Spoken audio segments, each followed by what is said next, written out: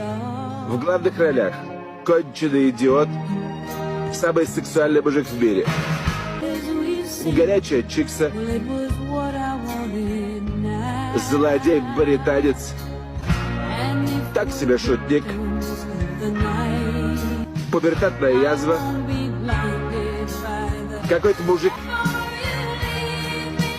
говнюки.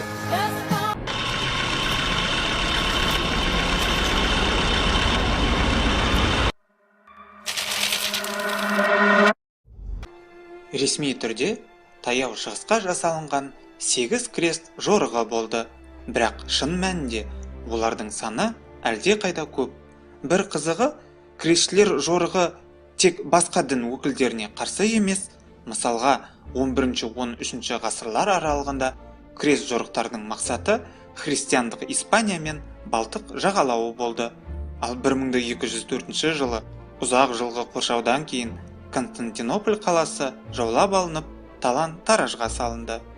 Шіркеу шығысқа жорықты ұйымдастырушы болды. Ислам әлеміне қарсы жорыққа аттануды Рим папасы 2-ші Урбан бастады. Ол 1095 жылы Францияның Клермон қаласында шіркеу жиынында мыңдаған дінбасылар мен халықтың алдында сөз сөйледі. Халықты Византияның түрік салжұқтарына қарсы күресіне көмектесуге, Иса пайғамбардың табыты жатқан Иерусалим қаласын мұсылмандардан азат етуге шақырды. Папа бұл жорыққа қатысқандардың барлық күнәсі кешіріледі, шайқаста қаза тапқандар о дүниеде жұмаққа барып, рахатқа бөленеді деп жариялады. Папа киелі жердің байлығы мен құнарлығы туралы да еске салды. 2-ші Урбанның сөзі жиынға қатысушыларға ерекше әсер етті. Олар тізерлеп отырып, Құдай табытын азат ету үшін өмірлерін аямайтыны туралы ант берді. Құдай осыны қалайды деп айқайлап жүріп, сол жерде маталардан крест қиып алып, оны киімдеріне тіге бастады. Бұл христиан жауларына қарсы жорыққа аттанушының белгісі болды. Кедейлердің шығысқа жорығы шіркеу крест жорықшыларына көптеген жеңілдік жасады. Олар қарыздарын төлеуден босатылды. Олардың дүние мүліктері мен отбасыларын шіркеу өз қамқорлығына алды. Папаның шығыс елдерінің шұрайлы жері туралы, онда кедейлердің тез байып кететіні туралы үндеуі кедейлер арасында рахат өмірге бөлену үмітін қоздырды. Осындай уағыздың нәтижесінде 1096 жылдың көктемінде Франция мен Германияның ондаған мың кедей шаруалары крест жорығына аттанды. Аз жалаңаш кедейлер жолдарындағы венгрлердің, болгарлар мен гректердің жерлерінен өтіп бара жатып, жергілікті халықтардың азық-түлік, мал-мүліктерін тартып алды. Тонаушылыққа ұшыратты, қарсыласқандарын өлтіріп, зорлық-зомбылық жасады. 1096 жылы қазан айында түріктердің әскері Кіші Азия жеріне басып кірген крестшілерді толық дерлік қырып жіберді. Діни ерлік жасап, байлыққа батуда аңсаған батыстың кедей шаруалары мен рыцарлары осылай сәтсіздікке ұшырады. Осы бірінші крест жорығы кезінде Батыс Еуропа елдерінің феодалдары бастаған жақсы қаруланған әскері шығыста қырылып жатқан кедейлерге көмекке аттанды. Ақыры 1099 жылы крестшілер әскері Иерусалим қаласын басып алып, қала тұрғындары еврейлер мен мұсылмандарды қырып салды. Иерусалим қаласын жаулап алғаннан кейін крестшілердің бір бөлігі Еуропаға қайтты, ал қалған бөлігі Палестина жерінде 4 мемлекет құрды. Олар Эдесса графтығы, Антиохия князьдігі, Триполи графтығы және Иерусалим корольдігі. Алдағы 200 жыл бойы бұл мемлекеттер өздерін қоршаған мұсылман мемлекеттеріне қарсы күреске арнады, бірақ қорғаушылар саны тым аз еді. 1147 жылы Эдесса графтығы тізе бүкті, және 2-ші крест жорығының мақсаты сол мемлекетті қайта қалпына келтіру болды.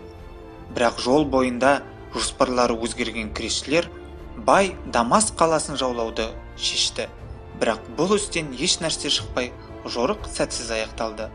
Ал 12-ші ғасырдың аяғында крестшілерде қауіпті жаңа жау пайда болды. Ол араздасқан мұсылман әмірлерін біріктіріп, кресшілерге қарсы сәтті соғыс жүргізген Египет пен Сирия әмірі Салахаддин еді. Ол 1187 жылы Иерусалим мен Акра қалаларын жаулап алып, мұсылмандарға қайтарды. 1189 жылы үшінші крест жорығы басталды. Акра қаласын қайтару үшін басталған жорықты әйгілі ағылшын королі Ричард Арыстан жүрек бастады. Осы жолы жорық сәтті аяқталып, Акра христиандар қолына көшті. Оның себебі бұрынғы жорықтармен салыстырғанда үшінші крест жорығын тәжірибелі рыцарлардан құралған әскер жүргізді. Бірақ сонда да Ричард әскері үшінші крест жорығының басты мақсаты Иерусалим қаласын қайтара алмады.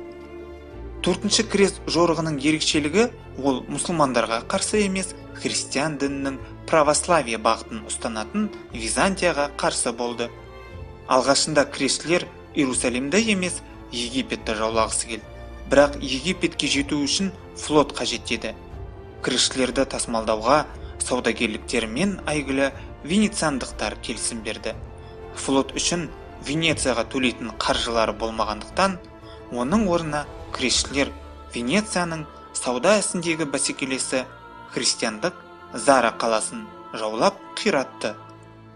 Осы кезде Византия астанасы Константинопольде сарай төңкерісі болып, тақтан түскен император Исаак II ангел крестшілерден көмек сұрайды. Крестшілер келісім беріп 1204 жылы қала қамалын шабуылдап, қаланы тонайды. Тағы бір ерекше жорық балалардың крест жорығы. Ол 1212 жылы басталды. Аңызға сәйкес, Францияның Клуа жерінде тұратын Стефан атты балаға Иса келіп, қарусыз Иерусалимді босату үшін тек балалар ғана қатыса алатын крест жорығын басқаруды тапсырды. Стефан өз уағыздарын белсенді жүргізгені соншалық, балалар үйлерінен қашып, жорыққа қосылып жатты. Нәтижесінде 30 мың жас бала кемемен Иерусалим жеріне жету үшін Марсельге аттанды. Жорық басынан ақ сәтсіз басталды. Балалар Альпі тауынан өткенде көп қиындықтар көрді. Ал Альпіден аман-есен өткендерді Италияда жергілікті халық құшақ жая қарсы алмады. Итальяндықтарды түсінуге болады, себебі бұрын крестшілер Италия жермен өткенде үнемі оларды тонап кететін. Марсельде екі көпес балаларға Иерусалимге жету үшін 7 кеме беруге келісті, бірақ балалар қасиетті жерге жетпеді. Тек 18 жылдан кейін балалардың Алжир жерінде түгелдей дерлік құл базарында сатылып кеткендігі жайлы белгілі болды.